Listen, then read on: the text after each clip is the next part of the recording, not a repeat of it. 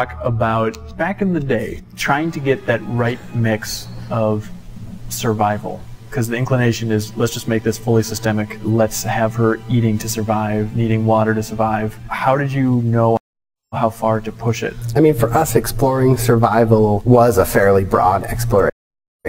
It was less about deciding not to try those things, but more about actually trying a lot of those things on for size and starting to get a sense for what was working and what wasn't. And I think that one of the most common challenges was on the simulation end of survival, that it was often very cumbersome and often very downside design oriented, could be punishing, for example. And we absolutely wanted challenge.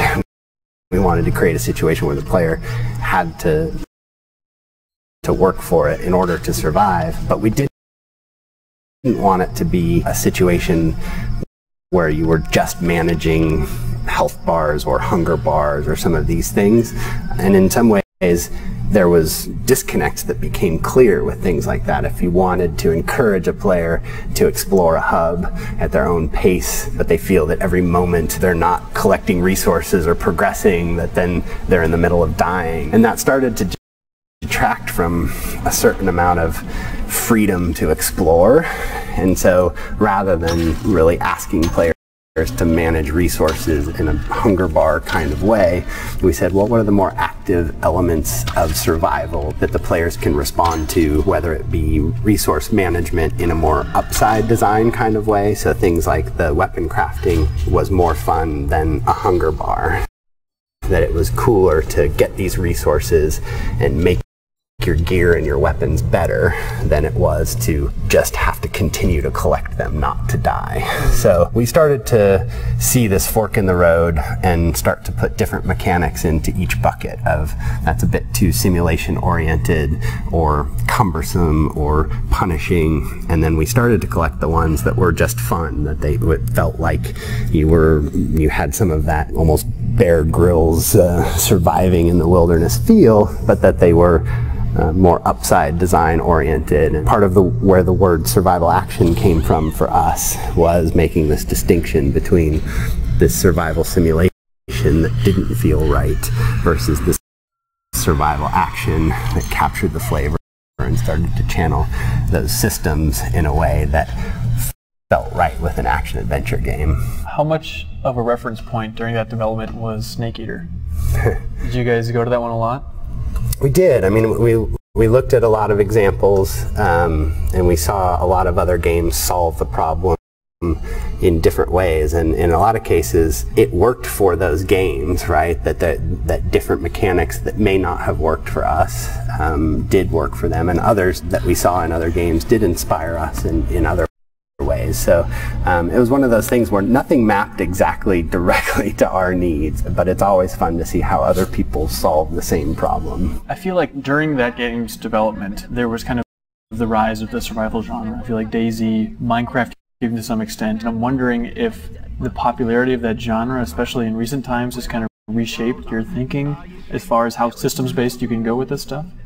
Yeah, I mean, again, it's great to see sort of the resonance of that experience on one level, that I think people really do enjoy being put in a situation where they do have to be resourceful and thoughtful and things like that. And so I love the idea that this resonates with people as broadly as it does, and it's always great to see other people's take on it.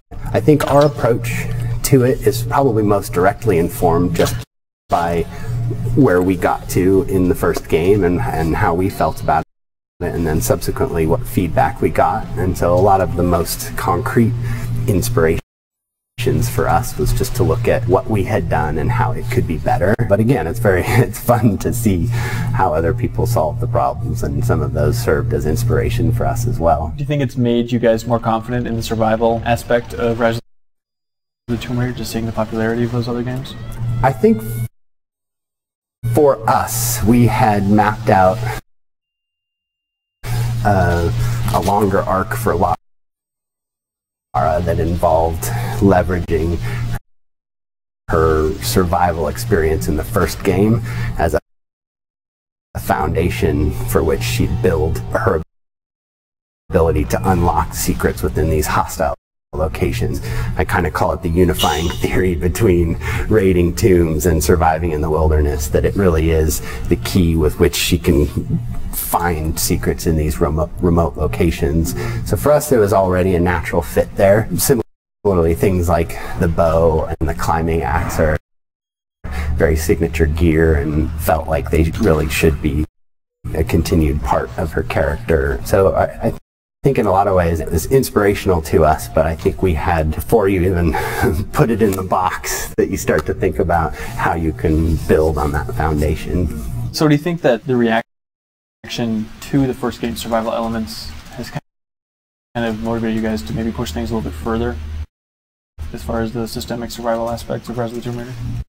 Yeah, for us, we really wanted to make sure that participating in the survival systems were as meaningful as possible. So just taking hunting for an example, that hunting was featured narratively early in the game, but it didn't have as much significance in terms of your ability to succeed in the game as we would like. So we had a system that thematically fit well, but from a game design perspective, really had the opportunity to get tied in much more deeply, such that it was more than a thematic connection to the game, that it was really game design opportunities and new mechanics that the player could play with.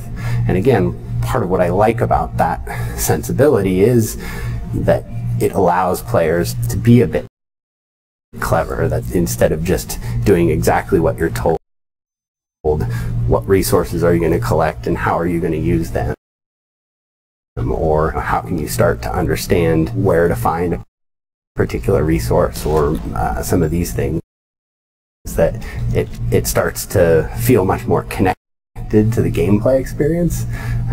So we were inspired by a lot of the feedback we got on the first game to really extend and enhance those systems. So talking about upping the survival aspects of this game to some extent, does that necessarily imply then larger environments? Yeah.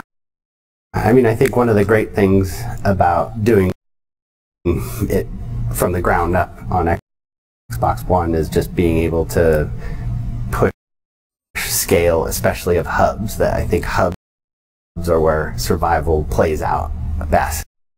That a lot of times that you'll come back to there, there'll be opportunities to hunt and collect and get new stuff with your new gear, and then you go on a particular journey into a tomb or into a combat space or something, but then you'll always come back to those hubs, and those tend to be the best places to infuse those survival feelings as much as anywhere. And those are probably 2 to 3 times bigger this time, and to your point, I believe that really helps give a sense of a wilderness that is worth surviving in, and is offering more choices to the player in how they choose to do that as well.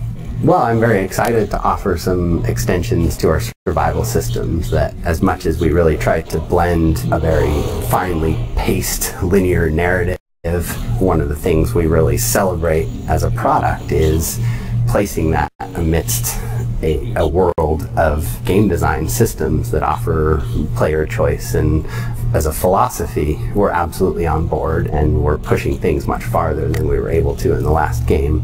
And so my hope is that people enjoy those extensions. Having said that, it is a balancing act, that in some ways we try to offer the best of both worlds, that you may find a more systemic game, but it might lack some of the pacing and memorability and narrative context that this game has. Or you might find a game with a heavy linear narrative story, but really doesn't offer as much systemic choice as our game.